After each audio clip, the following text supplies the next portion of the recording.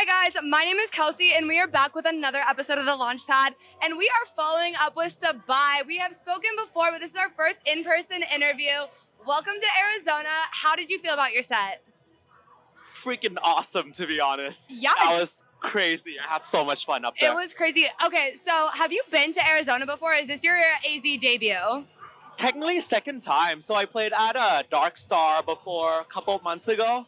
And I'm pretty sure that's why I got booked again here. Oh yeah, So, no, yeah. you and it was Wang, right? Yeah, me you and and Wang Wang. were Yes, together. absolutely. I totally remember that. It was my birthday that day, so we were on the other side of the valley. I totally wish I could have been there. I heard amazing things though, and like watching your set today, I can only assume it was amazing. Dark Star is one of my favorite venues. So how did you feel about being at the Raceway today? Yeah, it was really awesome. I feel like I caught such a good set too. I know it's a little early, but at the same time, like I got the sunset. So Sunset sets are the best sets. Like you can't even argue. I'll die on that hill. totally. And then seeing every, from like a small crowd getting bigger and bigger, seeing one by one, it's always really awesome seeing that. I love playing from like the beginning. Right, I feel like it's fun to get to see like everyone kind of walking in. You're by the entrance, and like it's so cool to see a crowd drawn in by your music and what you're doing. Right.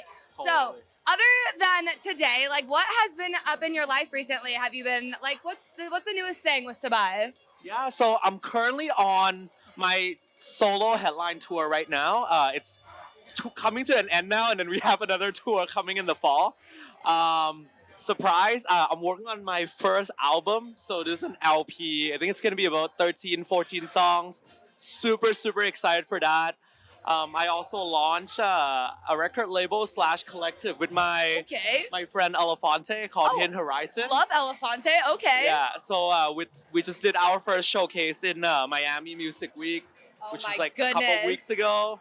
Yeah, I've been doing a bunch of shows, I did LA, San Diego, and I think it's about 18 stops that we did. So, Okay, right on. So that was that, and then you're already on to the next. All gas, no brakes. Holy Hannah. Yeah, we're like planning about a year out on like the shows and everything that we're doing. So That definitely really cool to know what I'm going to be doing in the next 1 year. No, absolutely. And I feel like, did you ever expect that? Like when you started this, did you ever like, I know everyone has their intentions, but like, were you ever like, I'm going to do back-to-back tours. We're going to take over the world, have our own record label. Like, what was your idea of like, what you thought was going to happen, kind of? I think I had like a rough idea that I wanted to, make impact to the world. And then like when I start touring and meeting fans, I think my dream just keeps getting bigger and bigger. And then like, dream big, right? But the thing is, you can actually get there if you like put in the work and all of that. So I just kept, pushing the limit, and it feels right. Like right now, I'm not burned out at all. I feel like I have a really good team that can help support me reach the goals that I want to go. So yeah, it's been good. Right on.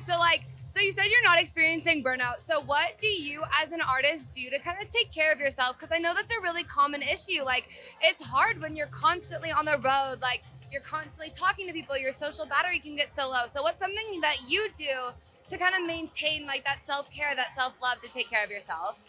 Yeah, I think sleep is very important. I've been trying everything like meditation, actually the thing that helped fix my sleep on tour was taking cold shower after the show.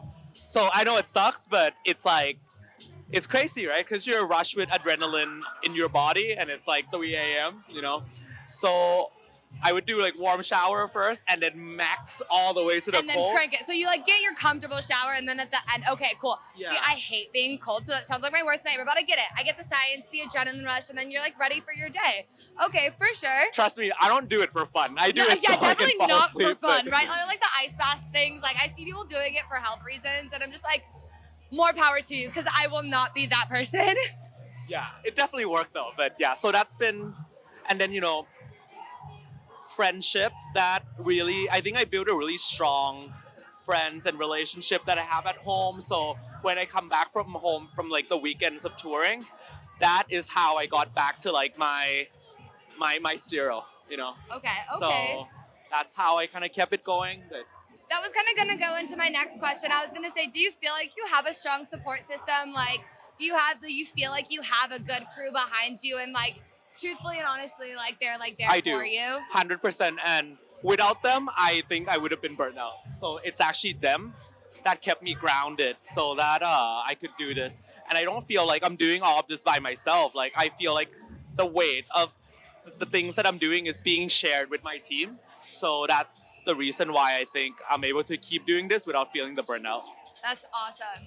So what is your main goal within the next year? I know we have schedules and we have plans and tour dates, but intentionally, like what do you want to do in the next year other than what is already scheduled?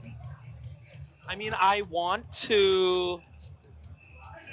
I guess like the album that I'm working on right now is the biggest project that I'm like so proud of, right? Like putting an album together, it's a shared experience between me and another collaborator, and how I'm like wrapping all of that and how I'm gonna like put this out in the world and pair that with the tour. I just want to do it right, and I'm really really invested in it, and I'm really proud of it. So yeah, that's what I'm. That's awesome. I feel like the only right way to do it, like I understand there's like marketing and social media algorithms, but I feel like the most right way to do it, as long as your heart and soul is into it and you're doing it with love, like that is the right way, you know? I think so too, and I think people will feel it. Yeah, exactly. Like you can always tell when an artist like puts their heart and soul behind it versus like that I want to be famous, I want TikTok followers. Like there's always that passion, that love, and you can really feel it and you connect with your crowd, and that definitely was visible today in that crowd. I was there through it all, and even the vendor right here, the guy, he's like, did you see him shredding the guitar? Look at this video of him, and you're up on stage. I mean, I saw it myself, but you're just like, you're making an impact, and it's really freaking awesome to see it. I'm so glad you're able to come out here and share it with our little world. It's amazing. It's so awesome to be here. And I, like you said too, I think the way that I treat my music, some people write diary, for me, I feel like I go experience life, and when when something happened that's very significant in my life, I want to capture that and I write music about it so that I could go back and relive that moment. So I guess music to me is almost like a diary in a way. Yeah. And yeah. I feel like, okay, so most people consider diaries like private. Is it different sharing that with the world?